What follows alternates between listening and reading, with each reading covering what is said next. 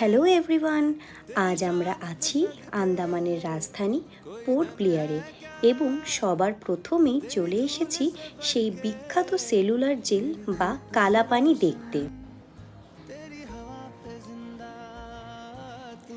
1906 সাল থেকে আমাদের স্বাধীনতা সংগ্রামী ভাইদের এই জেলেই বন্দি করে রেখেছিলেন ব্রিটিশরা।